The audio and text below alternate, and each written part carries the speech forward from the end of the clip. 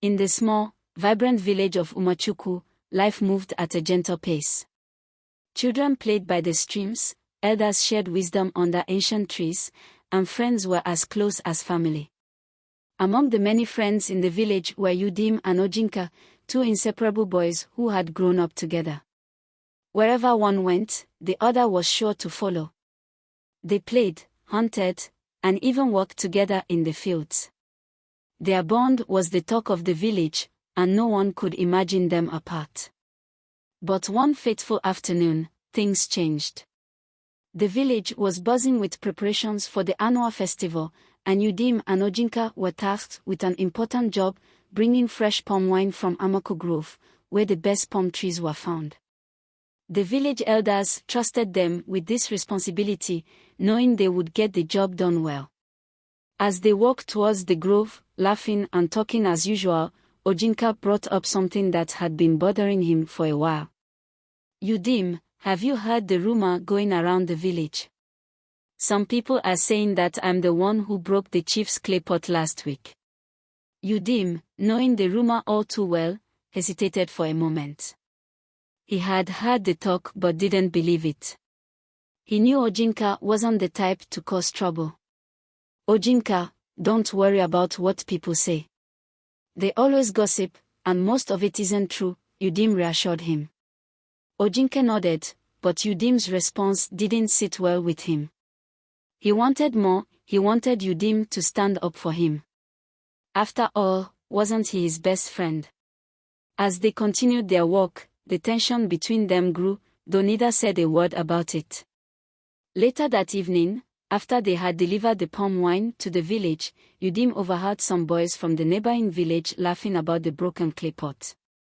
They suggested that Ojinka had purposely knocked it over during the chief's feast. This time, Udeme didn't defend his friend as strongly as before. Instead, he simply shrugged and walked away, unsure of how to handle the situation. Ojinka, standing nearby, overheard the exchange. His heart sank. He had expected Udeme to defend him, to loudly declare his innocence, but instead, Udeme had remained silent. In that moment, Ojinka felt a deep sense of betrayal. The next morning, as the village prepared for the festival, Ojinka approached Udeme, visibly upset.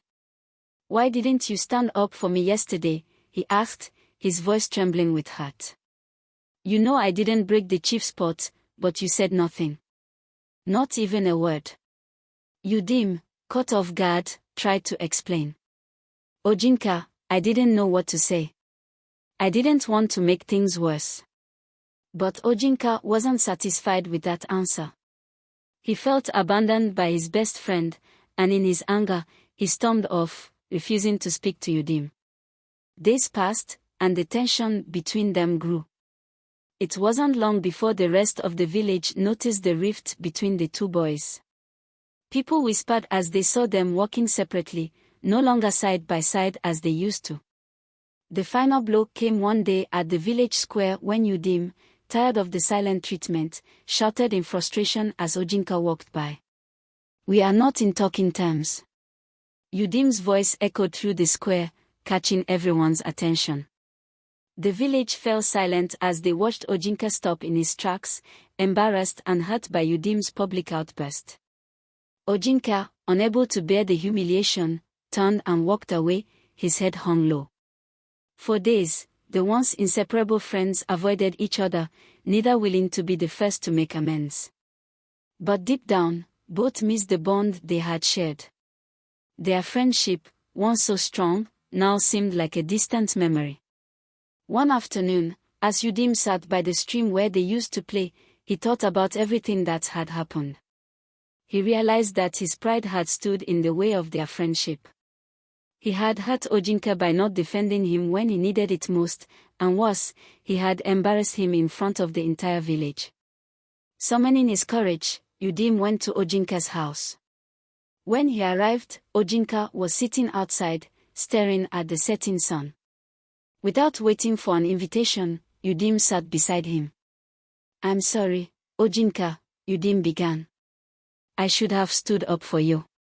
And I should never have shouted at you in front of everyone. You're my best friend, and I let my pride get in the way. Ojinka remained silent for a moment, but then he sighed and looked at Udeme. I was hurt, Udeme. I needed you to be there for me. But I also didn't handle things well. I should have told you how I felt instead of walking away. The two boys sat quietly for a while, the tension between them melting away. Slowly, they began talking again, and by the time the sun had set, they were laughing and reminiscing about the good times they had shared. Their friendship, though tested, became stronger that day. They learned that even the closest bonds can be strained, but true friendship is about understanding, forgiveness, and standing by each other, especially in difficult times. Moral of the story: true friendship is tested not by the easy moments, but by the difficult ones. It is during these times that loyalty, understanding, and forgiveness are most important. When misunderstandings arise, pride should never come before the value of a cherished relationship.